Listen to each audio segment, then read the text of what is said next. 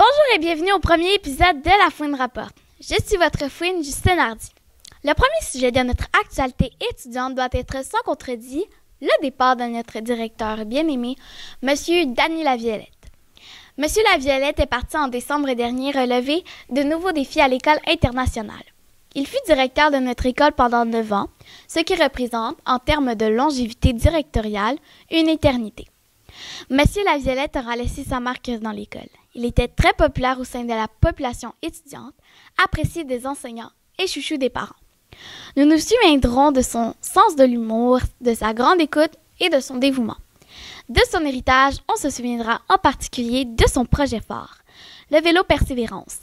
Cette randonnée à vélo de plus de 100 km organisée à la fin de la 6e année. Bonne chance, M. Laviolette! Pendant plusieurs semaines, nous avons vécu dans l'angoisse de rencontrer notre nouveau directeur. Les spéculations allaient bon train. Sera-ce un homme? Sera-ce une femme? Sera-t-il sévère ou débonnaire? Ou portera-t-il lui aussi un nom de fleur? Celui avant M. Laviolette s'appelait M. Desrosiers. Nous avons ensuite appris que notre nouveau directeur s'appelait M. François Durand. Notre journaliste Marie-Soleil et sa caméraman Jeanne l'ont rencontré pour nous. Bonjour, aujourd'hui on va vous poser quelques questions sur vous. Allez-y, je vais me faire plaisir. Est-ce que c'est votre premier emploi de directeur? Non, c'est pas mon premier emploi comme directeur, c'est mon deuxième. Alors mon premier emploi, c'était à l'école Léon Guilbeault. Ça s'est fait avant les fêtes. Donc j'ai fait le mois d'octobre, novembre et décembre à cette école-là, avant de m'en venir ici. Ouais, sinon, avant ça, j'ai été directeur adjoint pendant 4 ans et demi. Est-ce que c'est vous qui avez trouvé la moisissure dans l'école? Non, j'ai pas trouvé à moi seul la moisissure. C'est un travail d'équipe, je dirais. Donc, on s'est inquiété sur la qualité de l'air, puis on a fait des demandes pour qu'on vienne voir. On a trouvé de la moisissure. Ce qui est le fun, c'est qu'on a tout réparé. Donc, tout a été arraché, tout a été réparé, tout a été repeint, tout a été lavé. Donc, déjà, quand on se promène au gymnase en bas du pavillon, ça sent bon. Est-ce que vous aimeriez continuer le 106,6 km de vélo que les 6e années font? Ah, ben oui, c'est certain. Le 106,5 km, le défi vélo Persévérance. Moi, je suis un grand cycliste et j'en fais beaucoup de vélo à tout l'été, même pendant mes temps libres. Donc, pour moi, là, c'est une chance de faire le défi vélo Persévérance, mais en plus d'inciter les enfants à venir et à participer, je trouve ça formidable. C'est le fun, le vélo, c'est un beau sport. Je suis vraiment content.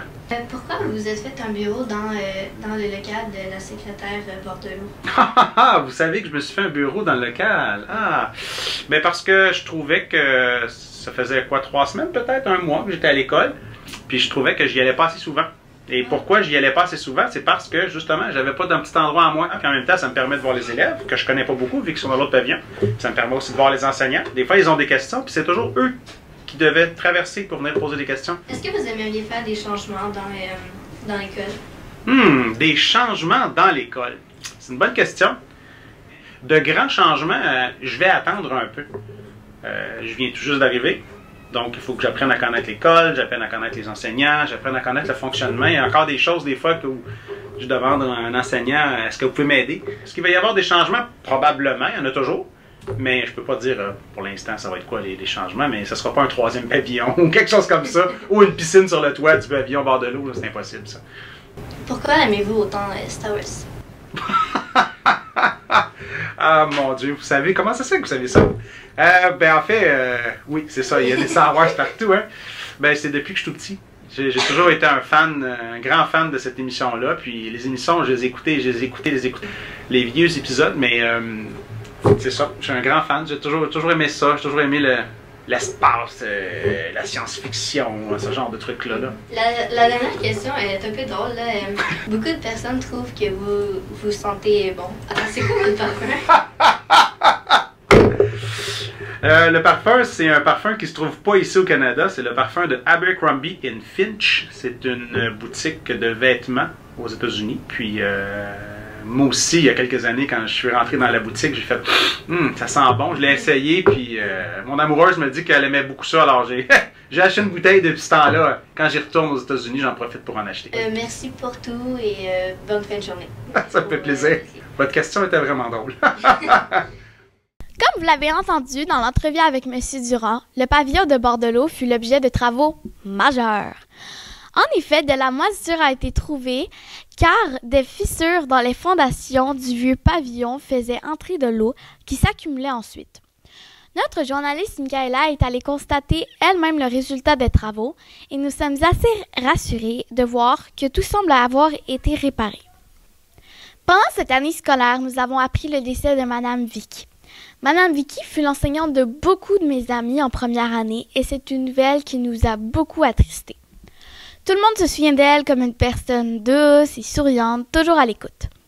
Madame Vicky fut la stagiaire de Madame Samuel en 4e année et elles sont ensuite devenues de bonnes amies. Vicky aimait beaucoup rendre service, même si elle avait, en plus de son travail à plein temps, 2 jeunes enfants. Il y a quelques années déjà, c'est chez Madame Samuel qu'elle a appris le diagnostic de son cancer. Madame Samuel est restée à son chevet jusqu'à son départ. Madame Rita, de la classe de maternelle, a réalisé d'elle un magnifique portrait. Le 14 février, nous avons fêté la Saint-Valentin. Plein de personnes se sont habillées en rouge pour l'occasion. On s'est échangé des fleurs, des bonbons ou des petits mots doux. L'origine réelle de la Saint-Valentin en tant que fête romantique remonte au 14e siècle en Grande-Bretagne. Il fait référence à un saint de l'Église chrétienne liturgique nommé Valentinus. La coutume veut que les Valentines reçoivent le jour du 14 février un mot ou des fleurs ou une confection artisanale de leur Valentin. Au milieu du 19e siècle, cependant, la fête est devenue commerciale avec l'achat des cartes de souhait qui rappellent les petits billets doux que s'échangeaient Valentin et Valentine.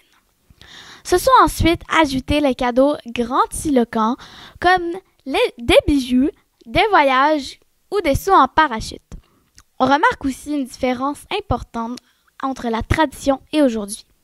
Alors que la carte était envoyée à une personne unique, il n'est pas rare aujourd'hui qu'une personne envoie une dizaine de cartes et même que les élèves d'école primaire en envoient à leurs enseignants ou enseignants. C'est une fête soulignée partout dans le monde, mais curieusement, ce n'est pas un jour férié dans aucun pays. C'est l'hiver et nous avons de belles buttes de neige. Et comme chaque année, c'est un peu compliqué. La butte est ouverte, la butte est fermée. La butte est fermée, la butte est ouverte. Le problème, c'est que si certains aiment s'y rendre pour glisser ou construire un fort, quelques-uns préfèrent s'amuser à en pousser d'autres en bas. Ce jeu barbare appelé Roi de la montagne est pratiqué dans les pays nordiques depuis des siècles. Le problème, c'est que certains se font mal en tombant ou en blessant d'autres qui ne faisaient pas partie du jeu. Les surveillants, qui n'ont pas les yeux partout, peinent à intervenir et tous ne s'entendent pas sur ce qui est permis. Les anciens nous disent qu'ils ont joué toute leur tendre enfance et y ont survécu malgré tout. Alors, que se passe-t-il? Est-ce que les enfants sont moins endurants qu'avant ou est-ce les adultes qui ne tolèrent plus qu'on se fasse mal? Sur la scène internationale, maintenant, Donald Trump est devenu président des États-Unis. Non, on parle pas de ça. Okay. Passons plutôt à la météo avec Catherine. Catherine, c'est bientôt le printemps, le mois de mars, la chaleur est proche? En effet, Justine. D'ailleurs, si on se fie à l'année dernière, on peut voir que le 3 mars 2016, la température était de moins 20. Bon, c'est un mauvais exemple. Disons, le 4, moins 22. Le 5, moins 16. Bon, ben, Justine, je suis pas trop sûre pour le mois de mars finalement. Ouais, mais au moins c'est pas mal fini pour les chutes de neige. Ah oui, c'est certain. Non, regarde ça. Mars est très propice aux tempêtes hivernales. Du 13 au 14 mars 1993, il est tombé 42 cm de neige. Le 22 mars 2001, il est tombé 50 cm de neige. Le 8 mars 2008, il est 55 cm de neige. 6 et 7 mars 2011, 73 cm de neige. 3 au 5 mars 1971, 80 cm de neige. Merci Catherine, en espérant pouvoir te retrouver au printemps. Voilà pour la première édition de La Fouine Rapporte. N'hésitez pas à nous faire part de vos commentaires et surtout si vous pensez connaître un sujet d'actualité concernant notre école qui selon vous mériterait d'être souligné, nous attendons vos suggestions. Merci, à la prochaine!